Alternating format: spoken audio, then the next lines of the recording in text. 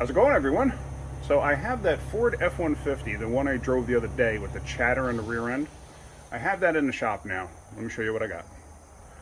So here it is. It's up in the air, obviously. So here it is. Here's the Ford 8.8 rear end, and it's a positive traction. And if you recall, this thing's chattering when making a slight turn. Now remember, if you're turning to the left, let's say, the left wheel is going to spin slower than the right wheel. So the clutches that are inside, and I will show you all of that as I get this apart, the clutches on the inside have a tendency to like that as they slip. A normal rear end or an open rear end that doesn't have the clutches, it's just the gears are free to just roll. So now on this, I'm going to take the cover off. As I've explained in the past, whenever you're going to drain fluid, first thing you do, pull the fill plug out. So that's what I'm going to be doing. I'm going to be pulling the fill plug out first, because you never want to get in a situation where you drain the fluid out of whatever it is you're draining. You drain the fluid and then realize the fill plug is seized, the fill plug is welded in place. Who knows? Can't find a fill plug. Fill plug's in a spot you can't access. You never want to be in that situation. You want to know about it first before you drain fluid. So that's what we're going to do. We're going to take the cover off and let's go from there. Before I get started, before I take anything apart, what I did was I actually took a wire brush and some air, compressed air, and I blew it around there just to clean off the heavy dirt and debris, especially around the fill plug.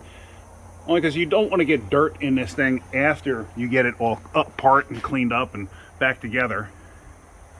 You know, it makes for a cleaner job. If you don't have compressed air, you don't have a wire brush, take a screwdriver and just dig around the engine and take a brake clean and a rag and whatever. Just clean off the heavy stuff. This way you don't get like globs of dirt that fall into the differential, especially on the fill plug side, because I've seen that happen. All right, so all the bolts are out except for one, and I leave it in slightly and hanging. This way the whole thing just doesn't fly off when I release the silicone. And obviously you see the fill plug is out. Now an easy thing to do is with a cover is you give it a wrap from the side. That'll help shock it, and it'll shock it, and usually the silicone will break free. Let me see if this will actually do it. Sometimes it doesn't work. A lot of times it does. There, see, it actually came free. So now we're going to let that drain out like that, and then we'll pull the cover off. And I can tell you this, somebody has serviced this thing in the past. I could tell by the silicone that's coming out of here. This is not a factory silicone.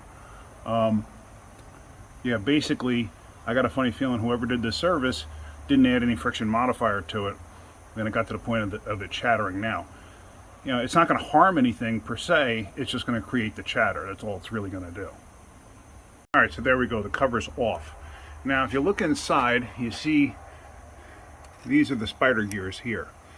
This spring in the center, that's actually like a pressure plate, like on a clutch setup for a manual transmission. Now, on the inside here, you can't really see it. I can't break it down for you. But this right here, this is a steel plate. This right here, that's a friction disc. And it's like a multi-layer clutch setup or a multi-disc setup.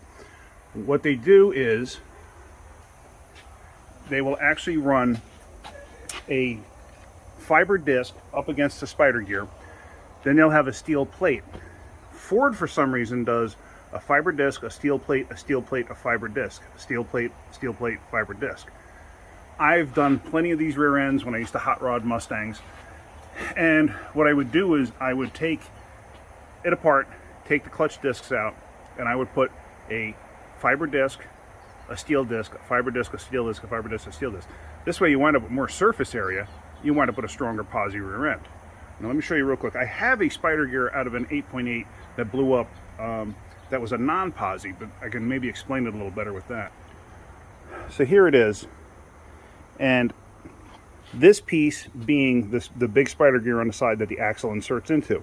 So this surface here would be almost like a flywheel, say, or a pressure plate end that a clutch disc would ride on. So a clutch disc would ride on this, and then there would be another disc, which is that steel plate. That's what has that ear coming off. That ear locks into the differential so it doesn't move. So that adds another surface for the disc to actually, adhere to, for for the posi to work. So hopefully maybe that's an understanding. One day I'll actually have one apart and I can actually show you a complete breakdown of it, but I'm not taking this one apart. Now the other thing, I hate the lighting here. The other thing I've done too in the past is, because these things are not super strong, the posi, the other thing I've done too is that spring, I've actually gone and on the end of the spider gear, I've actually added a little bit of weld to it and had it machined down so to make the end of the spider gear a little thicker. You know, right along the edge here. And not enough to where I couldn't get the C-clip in, but just enough to where it could add a little bit more pressure to that spring. That being the spring that I'm talking about. Like I said, there's pretty good tension on that. And on the inside there is the C-clip. On the end there is the C-clip. I was getting a phone call, sorry about that. So anyway, any tension that you can put on it will add to the ability of this thing to act as a posi. A lot of times people do one wheel peels and it just, all it does is it fries the clutches in there. So after I get this thing to completely drip out, I'm going to try to get out more fluid, then I'm going to spray brake clean in there, get it all cleaned up. And once I get the fluid in there with the friction modifier, then like I said, I'm going to take it for a ride. I'm going to do figure eights and circles and stuff like that in the parking lot, just to work the fluid back into where the discs are, and that'll help stop the chatter. All right, so there we are. We're all cleaned up and ready to go back on. Got the cover cleaned up. I got some silicone sealer on it. You don't have to go crazy. If you look, it's a super, super thin layer, just enough to squish out. I mean, I don't think I used an 1/18 of a tube. One quick thing before you do something like this, the bolts. Pay attention to the bolts, because a lot of times you'll have like a nipple of silicone at the end here.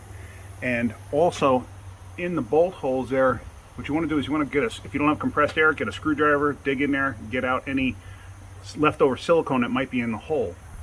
The reason being, and I have seen it, the reason being is the silicone built up on the end of the bolt, you go to ram it in there, now you put new silicone in there too. Now you might be adding some silicone to the hole. I've actually seen it to where it'll hydraulic and actually crack the cast iron differential. I've seen it. It happens. Hydraulics is an amazing thing. So let me get this thing on there and we'll go from there.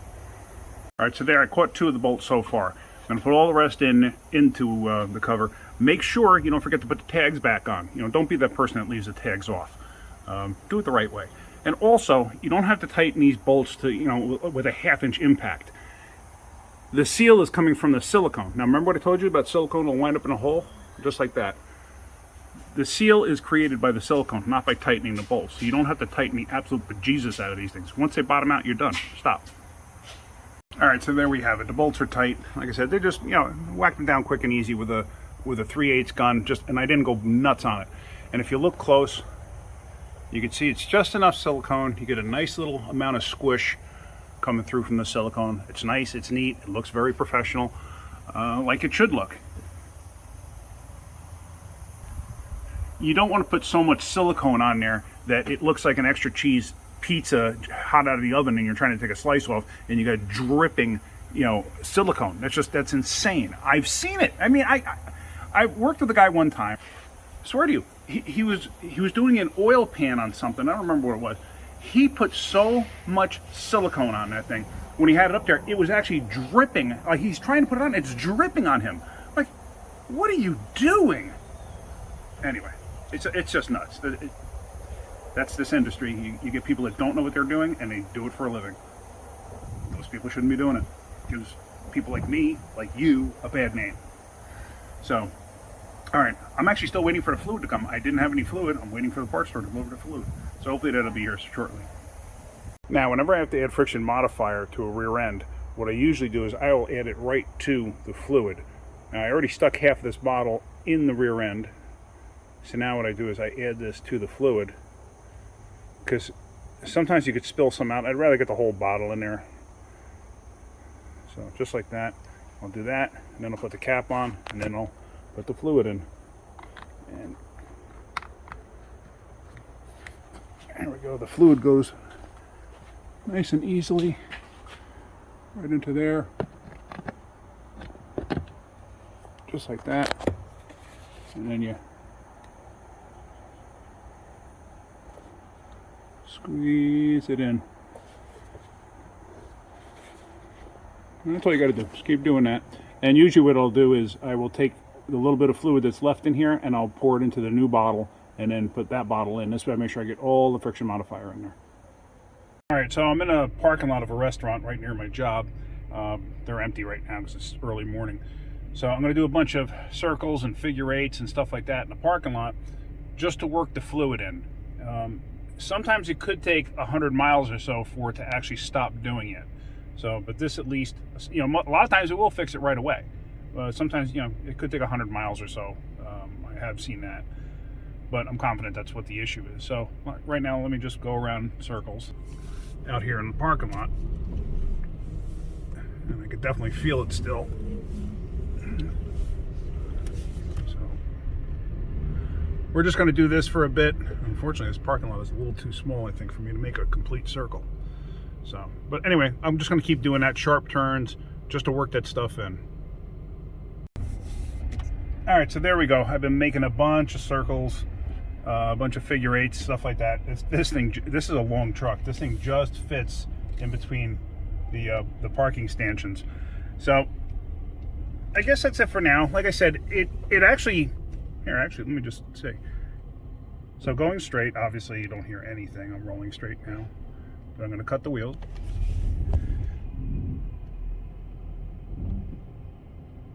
Yeah, it's gone. It is gone. Yep, it is absolutely gone. So that's perfect. I'm happy with that. All right, guys. If you get anything out of my videos, hit the like button. If you could, please subscribe. That's it for right now. You guys have a great day. Keep wrenching.